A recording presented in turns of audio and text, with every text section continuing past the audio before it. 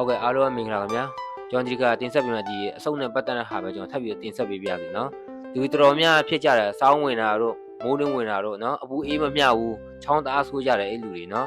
အဆုတ်တအားပွားကြတယ်အချို့အပူများနေအဆုတ်ပွားပြီးချောင်းဆိုးကြတယ်ဒီအဆုတ်မကောင်းတဲ့လူတွေအဓိကဖြစ်များတယ်ပေါ့နော်ချောင်းဆိုးတဲ့ဝေဒနာခံစားရတဲ့လူတွေအတွက်ကိုကျွန်တော်မျှဝေပေးတာဖြစ်ပါတယ်ဒီ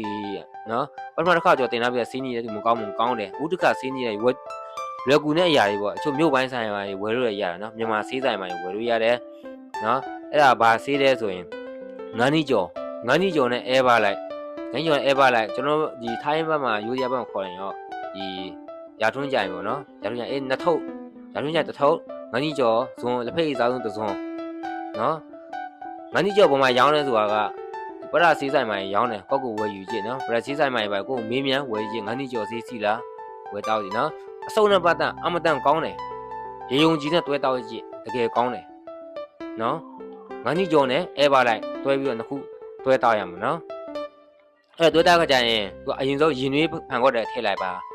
နော်ဗမာစေးပါနဲ့သူကရင်နွေးတစ်ခွက်စာယူလိုက်တယ်တစ်ခွက်စာမဟုတ်ဘူးနော်ကိုဇွန်းစာပဲဖြော်ဖို့တော့ဘူးနော်အဲငန်းကြီးကျော်ကိုတစ်ထုပ်ဖောက်ထည့်လိုက်မယ်ခုနရာထူးကြိုင်ထည့်လိုက်မယ်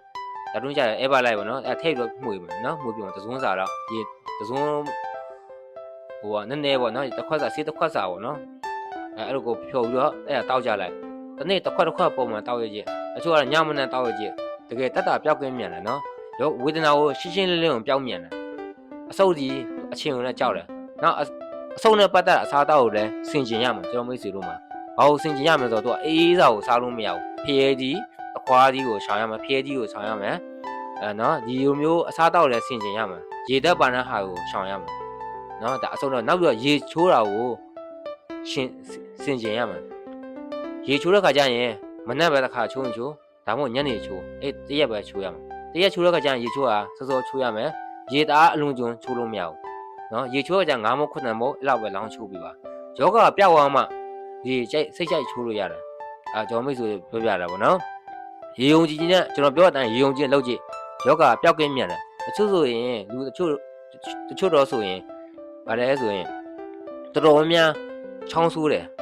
တော်တို့ရက်ကြကြမပြောက်ဘူးအဲ့လိုမပြောင်းနိုင်တဲ့လူတွေတော့ကိုကျွန်တော်ပြောပြရနော်ရေးစေးချောင်းဆိုးများတဲ့လူကြတော့မကောင်းဆုံးတဲ့ပတ်သက်ထိခိုက်ဆုပ်ပိုးရဖြစ်တတ်တယ်နော်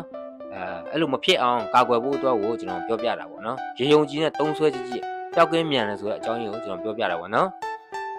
ကျောင်းမိတ်ဆွေယုံကြည်လိုက်လို့ကြည့်ကျွန်တော်ကိုယ်တိုင်ကတုံးဆွဲခဲ့ဘူးတယ်ကိုယ်တိုင်ကဆေးပြန်နဲ့ပတ်သက်တာနော်ဆေးစရာကြပဲဆိုတော့ကျွန်တော်ပြောပြပေးတာပါရေယုံကြီးနဲ့လောက်ကြည့်ကျွန်တော်မိတ်ဆွေနဲ့နော်အခုကျွန်တော်ပြောတဲ့ဆေးနည်းတဲ့အမှန်တန်ကောင်းတယ်နော်ငန်းကြီးကျော်အဲပါလိုက်